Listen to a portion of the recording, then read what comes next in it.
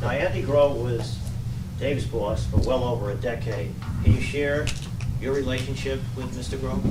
Well, when I first met Andy, I wasn't actually working for him. He was running operations, and as I said, very focused on memories, and convinced that marketing was a waste of time, and that sales was a waste of energy because we're making these great products. Everybody's going to buy them. They just sell themselves, right? Yeah, right. There's only that many computer companies. They all know where we are. Why do we have these companies? Why do we have to have sales and marketing? Once he became CEO, he started changing his ideas on that, and there's a few times that I thought he had particularly great insight into he wouldn't have considered it marketing, but I remember it was in 1984. IBM announced the PCAT. It had a 286 in it at 6 megahertz. At 256K to 16 megabytes of memory you could get on it. It was a really big advancement. IBM invited Bill Gates and me to go to the introduction, and they asked me to talk at the introduction, and they didn't ask Bill Gates to talk, and I came back and I thought that was really cool. And Andy says, but the problem is that the customers don't know that it's the 286 that's making the difference in that machine. The plastic's the same, the monitor's the same, the keyboard's the same, the mouse is the same, the power supply's the same, the memory's the same. The only thing that's the difference is the processor. And they think IBM did that. We did that. You need to make people know that we are the reason behind it. So here's the real comeback. And I go back to my group and I says, you're not going to believe what Andy just told us to do. And so maybe that wasn't marketing, but it was a precursor of what became Intel Inside. Before Intel Inside came the Red X campaign. You may have remembered that we did it in print, but we did it mainly in billboards. And we put up this white billboard, and it had 286 in our font, and Intel in our font, and then a big red X across the 286. And it stayed in those billboards for 2 weeks, and it was printed every day in a Wall Street Journal on the same page, and in Business Week and in Forbes. And only in 12 cities. Most people don't know that. And then for the next 4 weeks, those billboards and those ads said 386 in the same font, and spray painted SX, which is a low-cost version of the 386, and Intel on it. And it was the first time we reached past our customer to the customer's customer to advocate one of our products. I can tell you the story. I went into Andy's Grove. Actually, a guy by the name of Chip, forgetting his last name. No, it wasn't Kroskoff. It was an advertising guy that had been with Regis McKenna, and he went out and he created his own agency, and we used him for that campaign. And he'd come up with an example of Red X because I said, I've got to get people to convert from the 286 to the 386, and I don't know how to do it. And our team, because it was a team effort, came up with a plan, and I went and presented it to Andy in a one-on-one. And I says, Andy, here's the curve of the conversion from the 86 to the 286. From the time we introduced the 286, it was 0% 286, 100% 86, and then it went just like this, just a regular S-shaped curve. And this is where we are with the 386. We're this many months since introduction, and look, it's right on the same line. And if I can get this up 5 percentage points, it's worth $15 million. Would you let me spend $5 million to make 15? He said, it's a trick question. He says, how do you know you can get it done? How do you know that that's what made the difference? So I went back to the team and I said, okay, now we got to figure out how we're going to do this. We got to remember he's a scientist and an engineer. So what we did is we worked with CompuServe, the people that sold PCs in those days, the stores, and we took 12 cities, 24 cities, all of them matched. This city matched with that one, this one, and we ran those ads in 12 cities and not in the control group. And in those cities, we increased the sales of 386 by 15%, where the regular curve would have showed us that 5% would have made us maybe $45 million more profit if we'd done it in all the cities. Grosses. okay, let's do that again. Can you do some more of that? And so end user branding, you know, I don't think that Andy, I never considered Andy to be the marketing genius, but he was the genius behind the marketing. And the marketing. And the team 386 that made it. became really Intel's flagship product for PCs, right? Well, it was the first product that we didn't second source. Jack Karsten was my I predecessor. mean, you didn't have other second source. We did not have other sources. We did not give our mass set to anybody. Yeah. We gave the Intel 8086 the distinction, right? we gave the 286. Intel didn't second source any products, but you let others second source your products, but not No, the 386. we had a second source agreement with AMD, and we gave them the database. I see. It wasn't a case of we let them do it. We put them into business. I see. And Karsten had done that under pressure from IBM to provide a second source. And when the 386 came along, and this is the first time I'm in charge of that decision, and I said, well, you know what, this doesn't make sense to me. And I came out of the mini computer business, and you know, DEC and Data General and Honeywell would all develop a next generation machine, and we'd go fight it out in the marketplace, and one of us would win, and we'd get to sell most of the machines, and everybody go at it the next generation, and maybe a different company would win that time. But we didn't go giving our, you know, why would you spend 15% of your revenue on R&D, and then when you win, Give it away. give it to the loser? I don't get it. So, Why do we second source these The things? key point here, so computer companies were willing to buy the 386 knowing that Intel was the only source for that part. IBM wasn't. Remember, it was September of '85 that the Despro 386 from Compaq came out. There was no second source. IBM would not use it.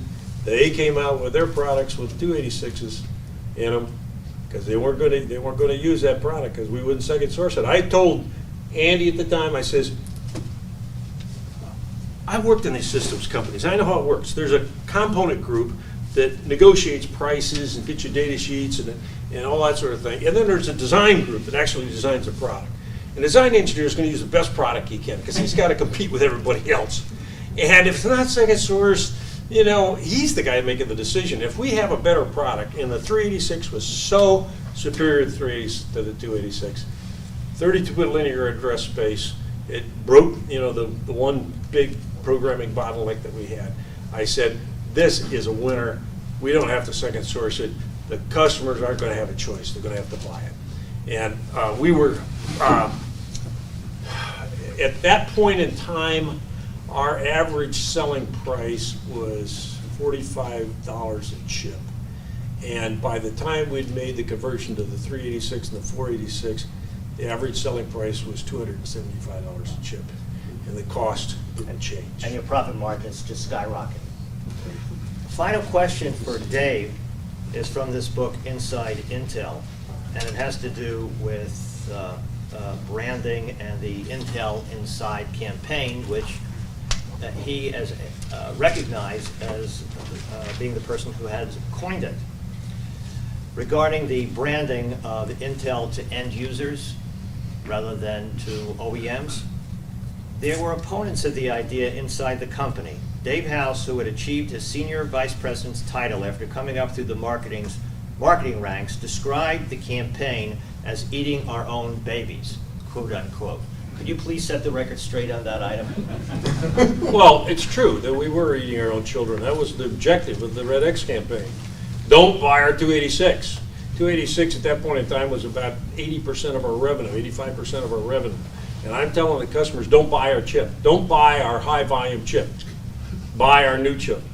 I was killing our products because somebody else was going to kill them anyway.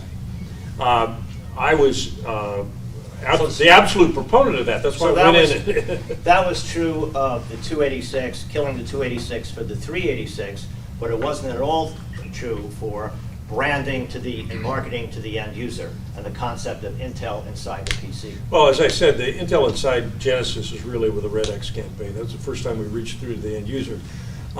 Dennis Carter was working for me, and Dennis, phenomenal contribution on Intel Inside.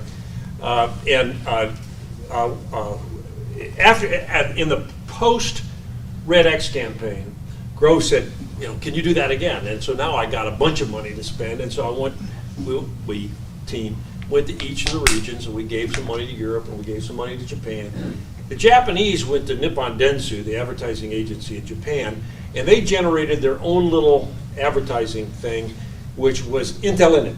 And they had these Shmoo characters that looked like little ghosts, and they would go bleep, bleep, bleep in Japanese. Bleep, bleep, bleep, bleep. I never understood it, and they did it in 10-second TV commercials. Our shortest commercial was 30 seconds. They were doing 10-second TV commercials as well as print, but it was mainly TV advertising campaign. And at the end, these little Shmoo characters went, Intel in it, Intel in it. And they had this kind of ellipse thing that had Intel in it. And Carter comes into my office one day and he says, you know, Dave, for one-on-one, he says, I think we should look at bringing the Intel in it campaign to the United States. And I said, Intel in it, it's Japlish. And I reached into the desk, because at those times we had paper stationery, and I pulled out the stationery, and at the bottom, our motto was Intel, the computer inside, part of this branding, ingredient branding. And I said, how about, and I wrote Intel inside and put a circle. I said, how about that? Intel inside, that makes a lot more sense than Intel in it. And he said, well, let's test both of them, because Dennis was very scientific. He used focus groups, and he was always, that's what worked with Andy, is you had to come with data. So he'd learn, and he would bring that. And so we went out and tested. Of course, Intel inside did far superior. And we came up with a program. Actually, the way the program came up, we're trying to figure out how do you do ingredient advertising? We've done this Red X campaign. It's been very successful. Then we tried the graffiti campaign, and there was spray paint on walls that said 486 and stuff like that. And it just wasn't getting any traction. Well, are we going to do this? And one of the guys picks up this Diet Coke can, and it says the sweetener, NutraSweet. It says NutraSweet on it. And he says, how did they do that? And I said, well, why don't we go ask them?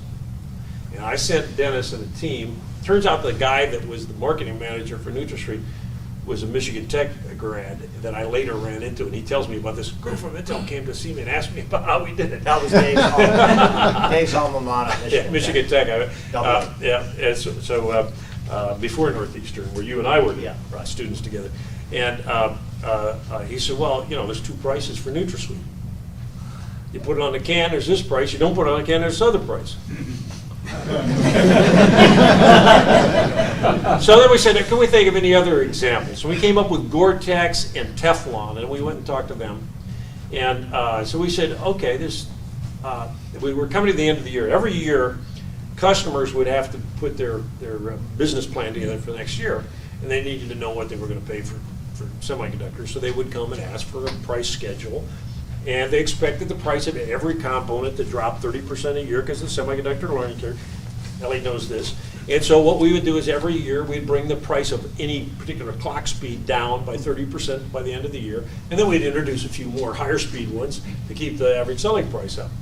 And that was a particularly good year relative to AMD. It kind of stumbled a bit. And they weren't in a good position. And we had the 386 and it wasn't second sourced. And I came up with this plan. I said to Grove, I said, I'm going to show the customers a 20% reduction this year. They're going to complain, but I'm going to show them 20%. But I'm going to show them that I'm going to give them 6% back in a marketing fund. And the marketing fund can be used to pay for advertising. Any ad that, as long as the Intel Inside logo is a certain size and the product that they're advertising is shipped with the Intel Inside logo on the computer and on the box that it goes in, we will pay half of the price of the advertisement. Wow. 50% of the price of the advertisement. Very ingenious. What we're trying to do is get PCs advertised more. So if we pay half the price, so you they'll probably take their budget and do twice as many ads. Well, the Taiwanese who had been buying motherboards that Intel was making and putting them in their own boxes and shipping them always wanted to put Intel on their box, and we would never let them. And we let them say Intel motherboard, but not on the product, only in the literature. And so they jumped right on it. And of course, IBM and Compaq says, no way, that's branding. We can't have that. And that's a very significant point. In addition to the campaign Intel Inside, this ingenious idea of giving the customers a marketing budget was, I think, terrific. So I couldn't get IBM or Compaq to sign up, so I did something that was pretty arrogant, but it was funny.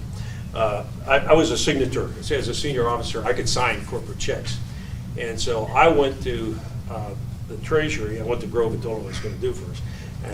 He's a little arrogant too, so he liked it. And I had a check made out to Compaq and a check made out for IBM for the amount of money in there that they would be entitled to if they were running the Intel Inside campaign. I see. And I went to them 2 weeks before the end of the quarter, and I took the check out and I signed it. And I put it down on the table and I said, at the end of the quarter, this is going to be on my profit line or yours. Wow. And they said, no, we can't do it. I tore the check up and left it on the table. I went back.